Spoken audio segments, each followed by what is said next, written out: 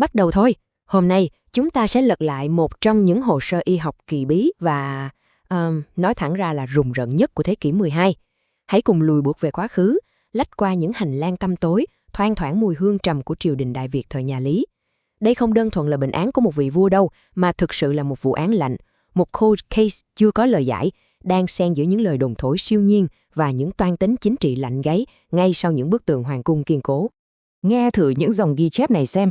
Hoàng đế thực sự đã trải qua một cuộc biến đổi, mọc lông dài vằn vẹn khắp cơ thể và phát điên đến mức gầm gừ, khiến triều đình phải nhốt ngài trong một chiếc cũi vàng. Đây là một mô tả từ lĩnh Nam Chiếc Quái. Một vị quân vương tối cao, hoàng đế Lý Thần Tông, dường như đã hóa thành một loài ác thú ngay trong chính cung điện của mình vào năm 1136. Thử tưởng tượng một chút, vị vua đứng đầu thiên hạ lại gầm thét, đánh mất lý trí và bị quần thần nhốt lại trong một chiếc cũi vàng như một con thú hoang. Thật sự quá mức tưởng tượng phải không? Phần 1. Sự biến đổi thành hổ của hoàng đế. Để giải mã truyền thuyết hóa hổ này, bài phân tích hôm nay sẽ mổ xẻ các văn bản lịch sử 800 năm tuổi như một hồ sơ điều tra thực thụ, và chúng ta sẽ bắt đầu bằng việc đối chiếu chính những ghi chép lịch sử đang có vẻ đánh nhau chan chát này. Điều cực kỳ thú vị khi đặt các tài liệu này cạnh nhau là cách phản ứng hoàn toàn trái ngược của người xưa trước cùng một sự kiện. Cuốn sử biên niên chính thống mang tính di lý cao nhất, Đại Việt Sử Ký Toàn Thư, lại tỏ ra rất ngập ngừng. Họ gạt bỏ hoàn toàn yếu tố kinh dị và chỉ chép vắn tắt là hoàng đế mắc bệnh lạ. Ấy thế nhưng, các truyền thuyết dân gian như Lĩnh Nam Chích Quái hay tài liệu Phật giáo như Thiền Uyển Tập Anh lại xoáy sâu vào các chi tiết đáng sợ đó. Họ theo dệt nó thần nghiệp báo hay sự trừng phạt để phục vụ mục đích riêng của mình. Sự chênh lệch bất thường này chính là manh mối đầu tiên. Câu hỏi đặt ra là tại sao chính sử lại muốn giấu nhẹm đi chi tiết về chiếc cũi vàng và lớp lông thú? Chuyển sang phần 2, chẩn đoán căn bệnh ác thú. Nếu lột bỏ đi lớp màng mê tín và ma quỷ, chúng ta còn lại gì?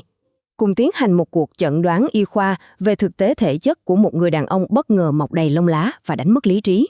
Nhìn từ lăng kính y học hiện đại, có một chứng bệnh sinh lý cực kỳ đáng chú ý gọi là chứng rậm lông toàn thân mắc phải hay Acquired Generalized Hypertrichosis. Tình trạng hiếm gặp này thường là hệ quả do rối loạn chuyển hóa nghiêm trọng hoặc bệnh lý ác tính tiềm ẩn, gây ra sự phát triển quá mức của lớp lông tơ trên toàn bộ cơ thể.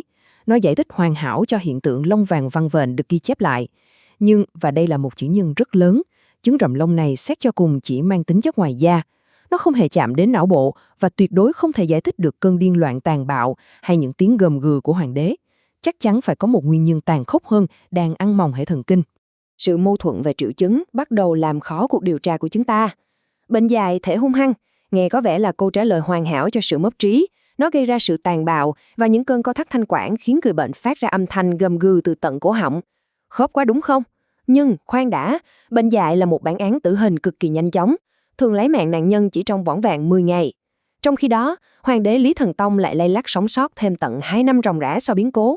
Chi tiết chí mạng này loại bỏ hoàn toàn viễn cảnh về bệnh dại, để chúng ta về hướng một hội chứng tổn thương thần kinh tàn khốc nhưng lại dai dẳng một cách bất thường. Phần 3. Sự tương đồng từ động vật. Nếu không phải là một loại virus thông thường ở người, thì liệu trong tự nhiên có thế lực sinh học nào mô phỏng lại chính xác quá trình hóa điên thành ác thú này không? Và một manh mối không tưởng lại lộ diện từ bệnh lý thú y hiện đại ở các loài mèo lớn. Virus Canine Distemper hay CDV khi tấn công hệ thần kinh trung ương của loài hổ tạo ra chính xác những thay đổi hành vi hoang tưởng, sự hung hăng tột độ và chứng liệt thanh quản. Con vật nhiễm bệnh sẽ phát ra những tiếng thở dốc, khò khè bế tắc. Đối với những người quan sát thời Trung Cổ, những người hoàn toàn mù tịt về cơ chế virus, tiếng thở rít khốn khổ đó chắc chắn sẽ bị hiểu nhầm là tiếng một con người đang gầm gừ muốn ăn tươi nuốt sống người khác. Sự trùng khớp này thật sự khiến người ta phải rùng mình. Thế nhưng, một con số chí mạng xuất hiện, 100%, đó là tỷ lệ tử vong ở những con hổ nuôi nhốt có triệu chứng thần kinh trong đợt bùng phát CDV tại Chiang Mai được khóa học ghi nhận. Một khi hệ thần kinh bị tàn phá đến mức gầm gừ và mất trí, cái chết là điều không thể tránh khỏi chỉ trong thời gian rất ngắn.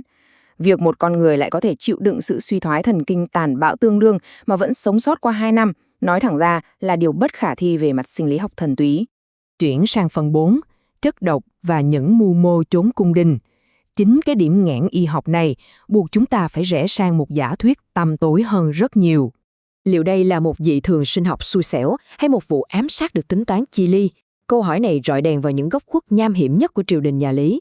Chúng ta phải lật lại toàn bộ vấn đề, Có khi nào cái mác ác thú thực chất đã bị vũ khí hóa, trở thành một vở kịch hoàn hảo để âm thầm tước đi thiên mệnh của một quân vương? Giả thuyết độc chất học thật sự mở ra một viễn cảnh ớn lạnh. Hãy thử nhìn vào những phân tích này xem.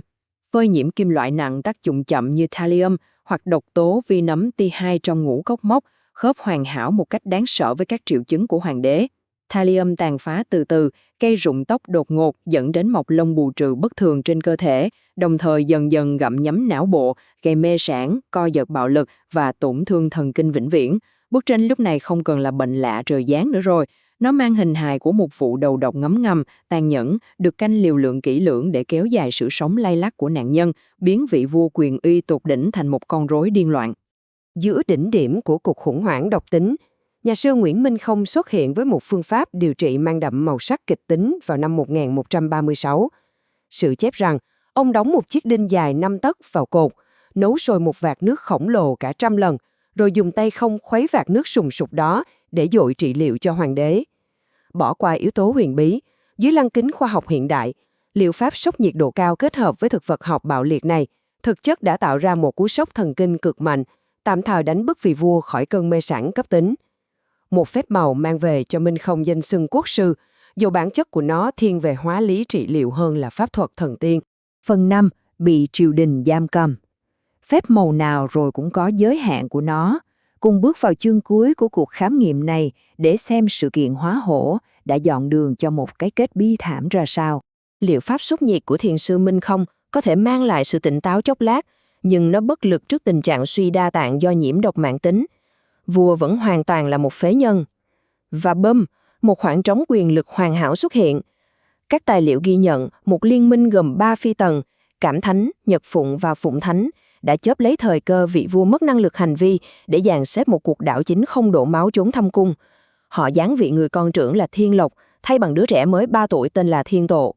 Việc nhà vua hóa điên bị nhốt trong củi vàng chính là một nước cờ chí mạng, duy trì biểu tượng quân vương để yên lòng thiên hạ, trong khi thực quyền nhiếp chính đã nằm gọn trong tay các phi tần đứng sau rèm. Chuỗi dòng thời gian này vẽ nên quỹ đạo hoàn hảo của một vụ đầu độc không thể vãn hồi. Lên ngôi khỏe mạnh năm 1128, bỗng chốc rơi vào khủng hoảng hóa thú đỉnh điểm năm 1136, được cứu chữa tạm thời, để rồi tắt thở 2 năm sau đó.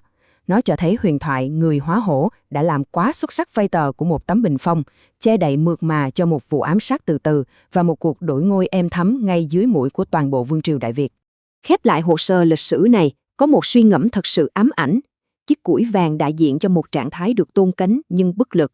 Ai mới thực sự là quái vật, vì hoàng đế bệnh tật trong củi hay triều đình đã nhốt ngài vào đó?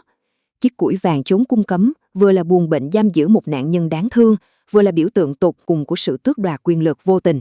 Nó để lại một câu hỏi nhức nhối về sự thật chốn hoàng cung. Liệu những con quái vật đáng sợ nhất là sản phẩm của những mầm bệnh sinh học quái ác, hay chúng được sinh ra từ chính tham vọng quyền lực không đáy của con người? Chà, một câu hỏi có lẽ chúng ta sẽ phải tự tìm câu trả lời cho riêng mình. Rất cảm ơn mọi người đã đồng hành cùng bài phân tích hôm nay.